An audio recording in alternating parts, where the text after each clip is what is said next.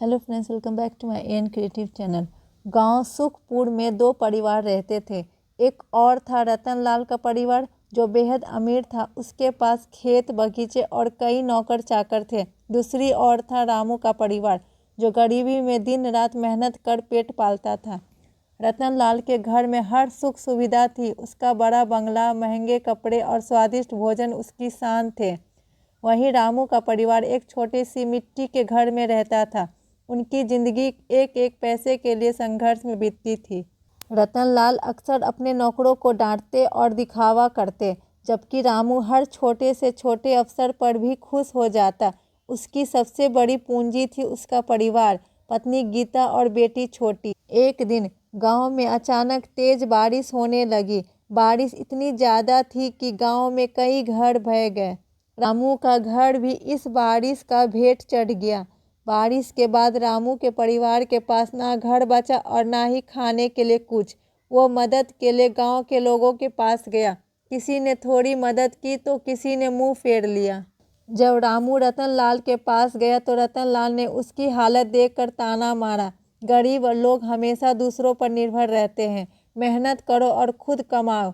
रामू की आंखों में आंसू थे, लेकिन उसने कुछ नहीं कहा।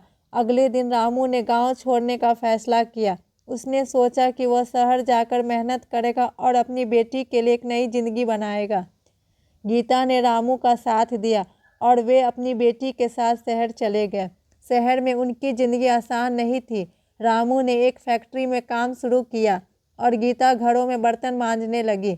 छोटी को पढ़ाने के लिए वे दोनों दिन रात मेहनत करते।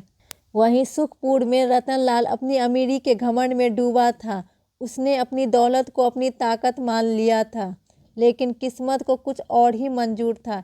एक दिन रतनलाल के बिजनेस में भारी नुकसान हो गया। उसकी सारी संपत्ति जब्त हो गई और उसे अपने नौकरों को भी निकालना पड़ा।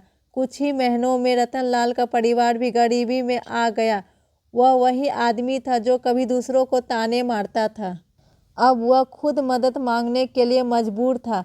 उसे अपनी फैसले पर पछतावा होने लगा। उसने सोचा, काश मैंने दूसरों की मदद की होती, शायद आज मुझे भी मदद मिल जाती। इसी बीच रामू और गीता की मेहनत रंग लाने लगी। छोटी पढ़ाई में होशियार निकली और शहर की एक बड़ी परीक्षा में टॉप कर गई। अब रामू का परिवार धीरे धीरे अपनी गरीबी से बाहर निकल रहा था। उन्होंने एक छोटा सा घर भी खरीद लिया था।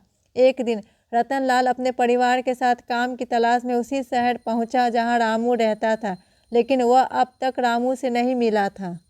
एक संयोग से रतनलाल की पत्नी ने रामू के घर काम मांगा। गीता ने उसे पहचान लिया, लेकिन कुछ नहीं कहा। उसने उसे सहानुभूति से देखा और काम पर रख लिया। कुछ दिनों बाद रतनलाल रामू से मिलने आया। उसने रामू को देखा और झिझकते हुए कहा, क्या तुम वही रामू हो जो सुखपुर में रहता था? रामू ने मुस्कुराकर जवाब दिया, हाँ, मैं वही रामू हूँ। रतनलाल की आंखों में आंसू थे। उसने कहा, मुझे माफ़ कर दो, मैंने तुम्हारी गरीबी का मजाक उड़ाया था। लेकिन अब मुझे समझ आया कि इंसान की असली ताकत उसकी इंसानियत होती है, ना कि दौलत। रामू ने उसे गले लगाते हुए कहा, भाई, जो हो गया वह हो गया। हमेशा सीख देती है। अब से हम एक दूसरे की मदद करेंगे। उस दिन से रामू ने रतनलाल के परिवार की मदद की। रतनलाल ने अपनी गलती से सबक लिया और ज़िंदगी को नए सिरे से शुरू किया। इस कहानी ने यह सिखाया कि अमीरी और गरीबी केवल परिस्थितियां हैं। असली अमीरी इंसान का दिल और उसकी सोच होती है। यह कहानी हमें यह सिखाती है कि दौलत तो आती जाती रहती है, लेकिन इंसानियत और मेहनत ही जीवन का असली आधार है। Thank you friends. अगर आपको मेरी स्टोरी अच्छी लगती तो प्लीज़ लाइक से सब्सक्राइब करना ना भूलें। बाय।